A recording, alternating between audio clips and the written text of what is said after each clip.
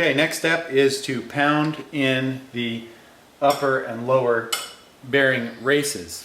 So to do that, I like to coat the outside of the race with a little bit of assembly grease.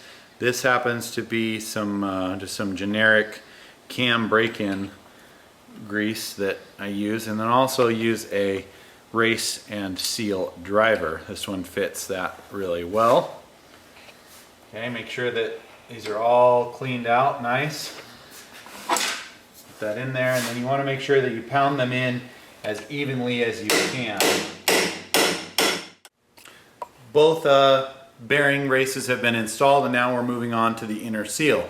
You can see that the seal has a spring. That spring goes to the inside near the actual ring and pinion.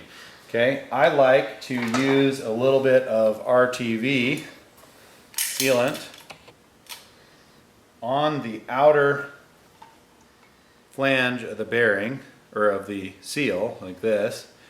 Really thin. It kind of compensates for any burrs, stuff like that, and it also gives a little bit of lubricity for the seal to get pounded into the axle housing. Okay, on top of that, I use the same driver that I used on the bearings, but I flip it over. So when I drove in the bearing races, it was like this. When I drive in the seal, it's going to be like that. So it goes on the tool like so, and then the seal goes into your clean axle housing like that. And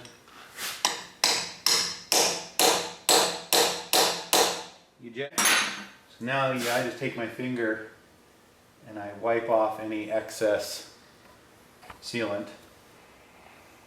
Now the last step is I take some heavy wheel bearing grease and I actually pack it in behind that seal.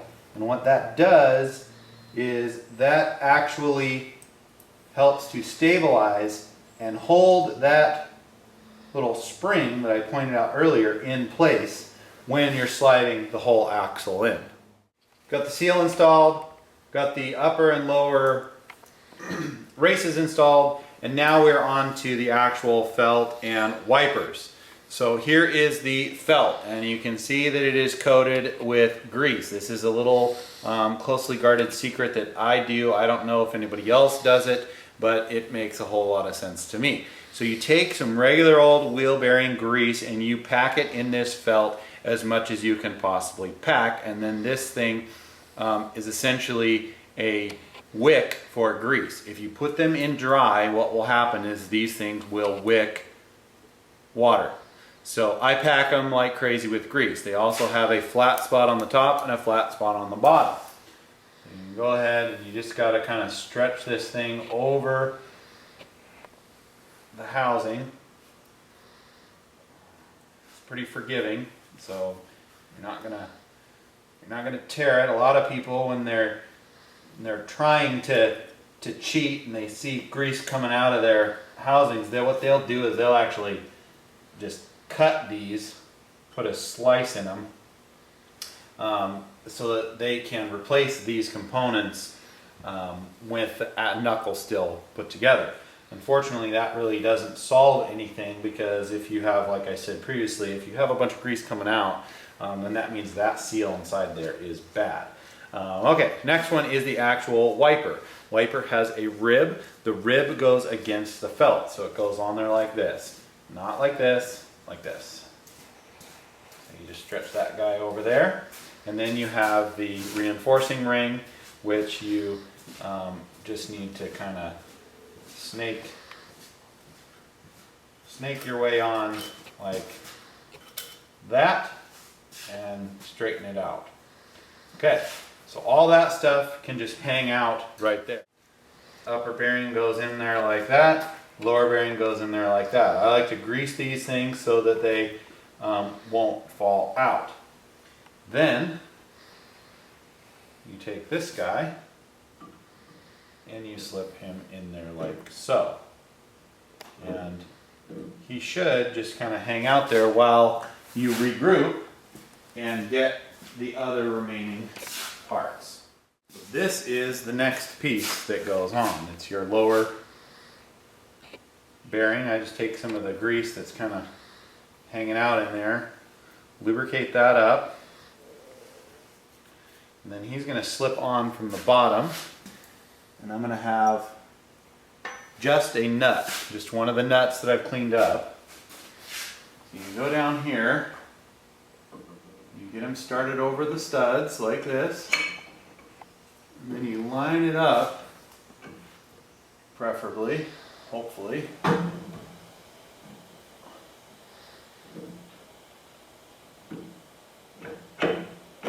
Well, you line it up like that with the bearing. And then you just hand tighten. So next step is to take the existing stock upper shim, and that's where we start. Into that bearing. And what'll happen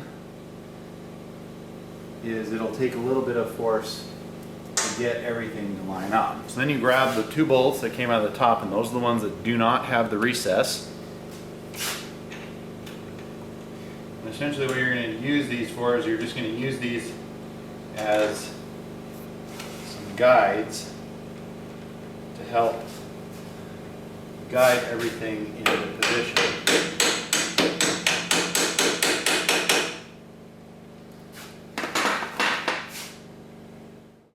I've gone ahead and tightened up the upper bearing. Now I need to tighten the lower and install the tapered spacers.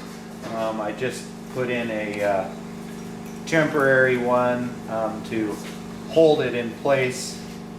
So I'm going to go ahead and put these guys on, tighten them down, and then we will check the tension on the bearings.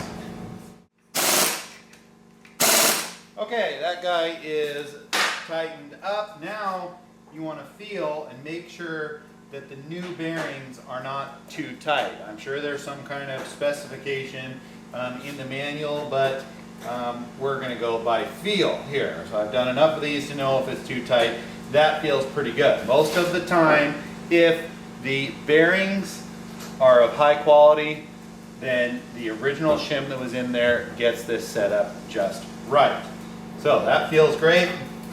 Not too tight, not too loose. There's no movement up and down. And we are ready now to go ahead and put the axle in place. Now we are moving on to the actual axle joint. Like I said previously, you want to use CV joint grease that is moly based. And these are, I buy these in 4-ounce tubes. And it's a really, really good idea to pack in one full tube directly into the joint here. Squeeze it all the way in there. And kind of, just like you're doing a tube of toothpaste, try not to drop it like that. Squeeze all that in there as best you can. Okay.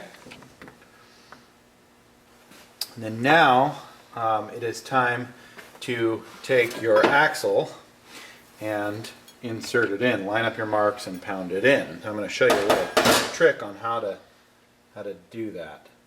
So uncover your marks if they're still there. So when you're getting ready to insert the axle shaft into the joint, you'll see there's this little lock ring. This lock ring is going to fight you trying to get it installed. So a little trick is to take a hose clamp and actually tighten down that lock ring.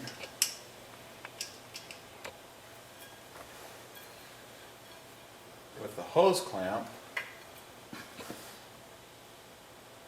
leaving some splines. Hopefully you can see that I'm just compressing that. I'm pressing that ring ever so slightly with that hose clamp. So then you take your shaft itself, line up your marks, Make sure that it splines in. And then you holding on to both pieces, you can pop it in like that.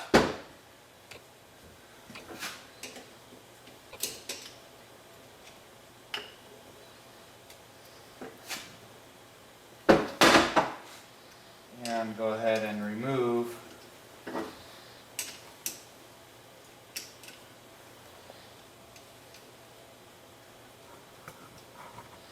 and unscrew the hose clamp.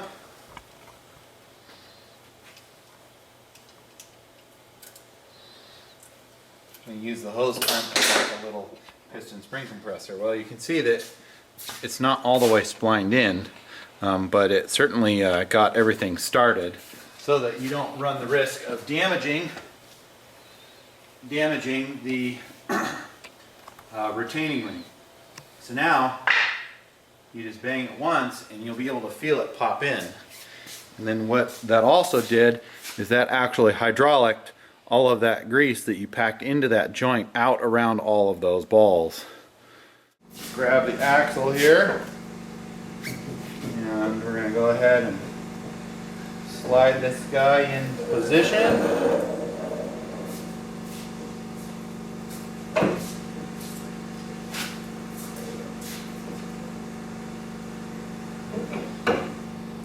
Kind of a difficult thing because the axle is so heavy. And there it goes. Alright, so next step, I went ahead and grabbed the remaining gaskets and spacers. Also have the spindle. Now, after you guys get all this stuff cleaned up, you want to inspect. And hopefully you can see this thing is a little chewed up right there. It felt fine when it was coming off, so we're going to continue on and reuse it. Also, when you install this, this goes down. This is a bleed off, so that it will drain out things. Right? So now there's quite a few things that need to be indexed. And in order to hold all the gaskets together, I'm just going to use a little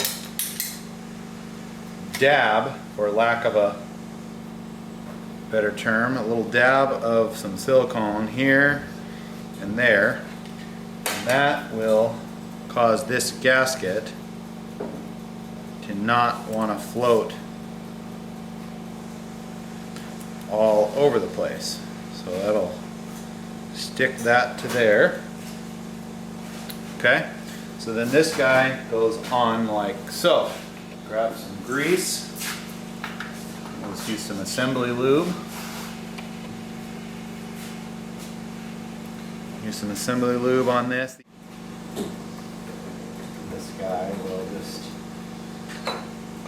slip on there and kind of hang out. Is to go ahead and get the brake dust shield installed. It goes on like that.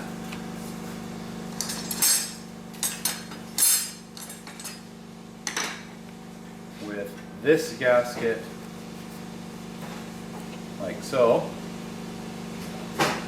and the other rubber with that indexing hole at the top installed like that, all sandwiched together with bolts.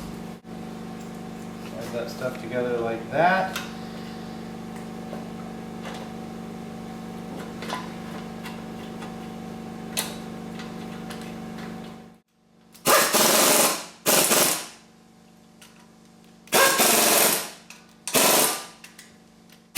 Okay, so here we are on the back. You can really see the knuckle. I'm going to take the metal ring. It seats up into the housing here, into the casting. And I'm going to take the rubber wiper, and it also seats up in there. And then what I need to do is I need to make sure I have the indexing correct on the felt. So the felt will go up in there, and it actually has holes. Piece you can straddle around like that.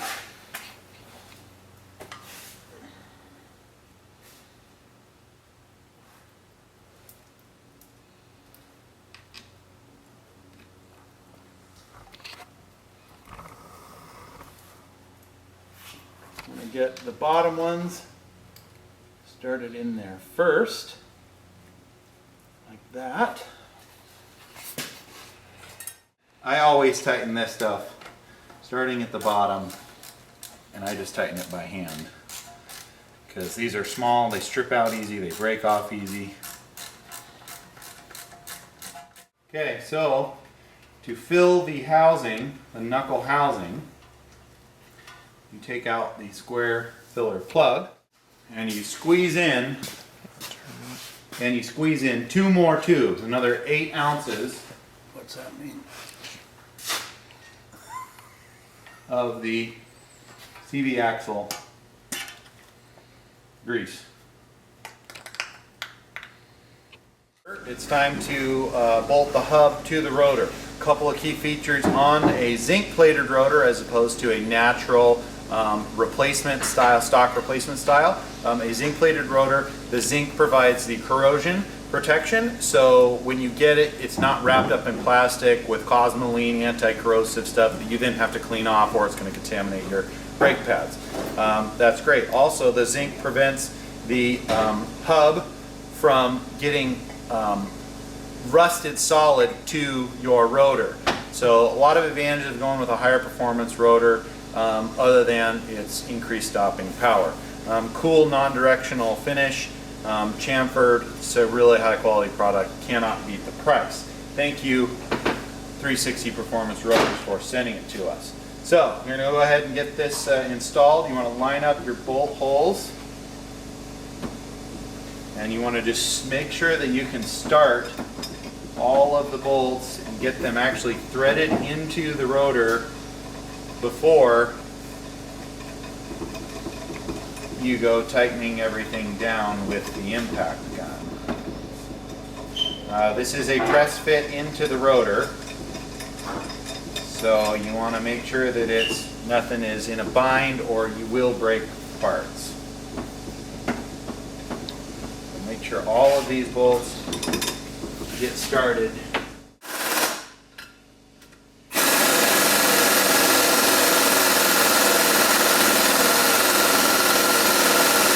Now we get into the greasy part. So this is not a video on how to pack wheel bearings, but anyway, I use a wheel bearing packer. You put this cone on top, you press down on it, and then it squeezes grease around the rollers. I'll pull this out and show you. You can see the grease squeezing out of the rollers right there, and then what I do is I hold the inner race and then rotate the cage. That kind of squishes the grease around, and I put it back in the bearing packer. Do it again until it squeezes out like that. You can see it right there. Same thing, roll it around. Do that at least twice, then take your finger with some leftover grease and push it in all of the different rollers. I always start with the smallest bearings first, and then go up to the larger bearings. And you want to just keep doing this until all of the rollers are completely and totally encased in grease. Got that guy bolted up there nice. Now I'm going to take some more of this grease, put it on the races. I'm not a fan of packing the cavity full of grease, but I like to have some in there. I think that the grease does not migrate.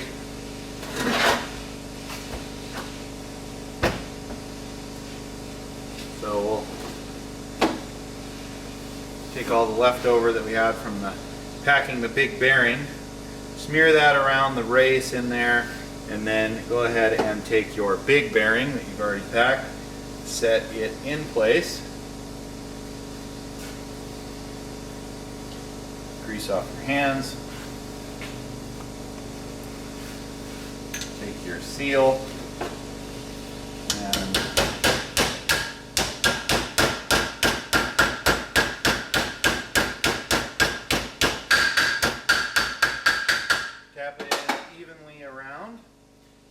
little bit more grease and grease the rubber.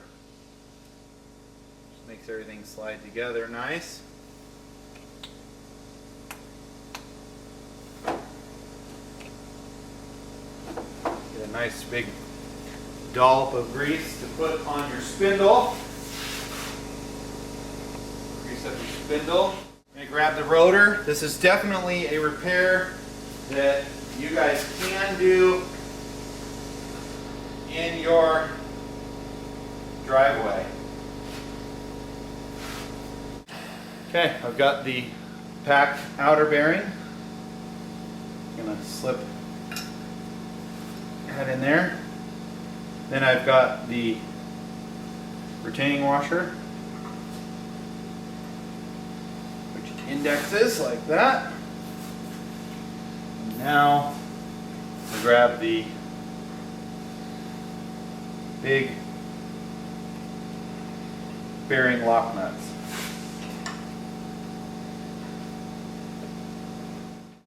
I got my big socket, I've got the nut started. I'm just going to thread this in. Now, some of the benefits of a drilled and slotted rotor. They dissipate heat better, they provide more edges to grip into the pad as they're turning around. They allow gases to escape, they cool better, there's a lot of advantages. The stock rotors, otherwise known as OEM, original equipment manufacturer, that would be manufactured by somebody or by Toyota for Toyota. That would OEM. OE replacement rotors would be original equipment replacement, meaning you go down to your local auto parts store and they will sell you a original equipment replacement rotor, which is nothing more than a cast rotor. It will not be drilled, it will not be slotted, and it will be exactly like what we took off of here. An OE rotor does not mean that it is manufactured by Toyota or by somebody for Toyota to be used on vehicles. Now, this, I'm going to talk a little bit about how to adjust your front wheel bearing. Now, this setup has a lot of seals. It's got the big seal against this dust shield, it's got the inner seal, and it feels like this thing is turning really, really hard. So what I do is I tighten it down, I turn it as much as I can by hand, then I back it off a little bit, I turn it. Didn't really feel like it loosened up at all because there's a lot of drag. And then my rule of thumb is take this with your bare hand and tighten that inner bearing as tight as you can get it with your bare hand. Do not put a wrench on it. Yes, there is specs with use a fish scale and all that jazz, but this is how I do it. Do it however you want to. Okay, got that guy adjusted. Now it's time to install the lock ring. It's pretty simple. It just indexes in there like that.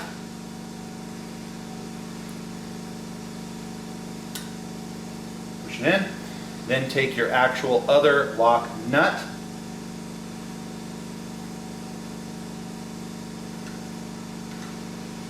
Get it started on there, and this one you're actually going to want to put a wrench on because this locks your bearing preload into place.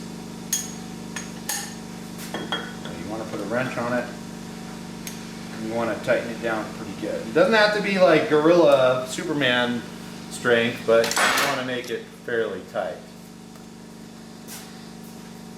And finally, you need to look inside here and you need to see where the inner lock nut has a flat and it lines up with one of those locking tabs, and where the outer lock nut has a flat. And as it looks right now, right here, looks like I can bend that guy over and lock him in. And it also looks like right here is a good candidate to bend it out and lock the outer nut into place.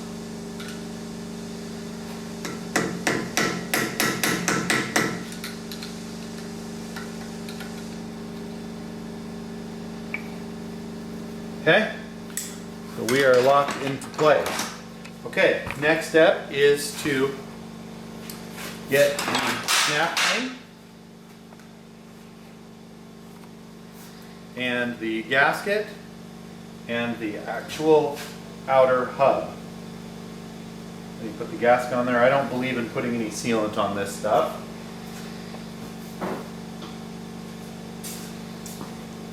Here's the outer hub. And we did have one bad stud right here that we're going to have to get a replacement for. But that guy just indexes in there. And you'll notice that the axle is actually pushed in and I can't get the snap ring on it. So you can just thread a bolt into the end, pull it out. Okay, I just grabbed the tapered spacers. Put those guys on. And when it comes to these, snug is good. I have seen a lot of these where these have been broken off because people over tighten them. They are a fairly small stud and it's easy to strip these out. They don't need to be very tight. Okay, like I said, snug is good on these. You don't need to over tighten them. So again, there's probably a torque spec. If you're not confident, look up the torque spec. I just use a little wrench. Okay, now I need to install the snap ring on the end of the axle to keep the axle from pulling out of the hub. We'll put that on there like that. And we get our dust cap. Tap it on there gently and take a screwdriver and put the cap on the outer edge. Don't bang in the middle. You'll do nothing but dent the cap. Okay. Hub reassembled. Turns really hard because the axle is engaged now. That's normal. Now we need to move to the back to get the brake caliper installed. Next on the punch list is to reinstall the brake caliper. It's 2 bolts, pretty straightforward.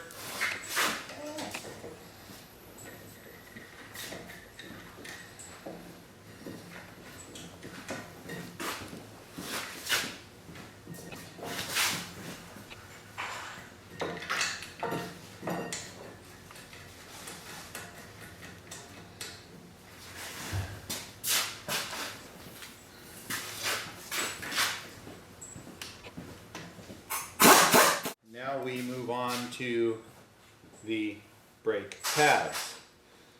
A pretty simple installation. Toyota did a great job designing these. You just slip the pads in there like that. Get your 2 pins in your tensioner. What I always do is I get them lined up like that. You can slip the top of the tensioner over. Okay, and then what you're going to have to do is you're going to have to push down on the anti-rattle and adjust to go through like that. Then, lastly, take the special retaining pin, insert it into both of these pins here, and then it slips down through that hole and locks everything into place. Then I like to just kind of mentally go back through all of the different steps and make sure that everything has been tightened up. So I'm sure that the axle has been indexed in. I'm sure that we have grease in it. I'm sure that I've put the lock ring on here. I've got the snap ring on there. I put the cotter pin in there. I've tightened the caliper bolts. The lock pin and retainer is all on that. And everything moves freely, the speed sensor is in place, and everything else is tight. Thanks for watching. Please subscribe to the YouTube channel. Also, you can buy all these products at www.jonesysoffroad.com. Thanks for watching.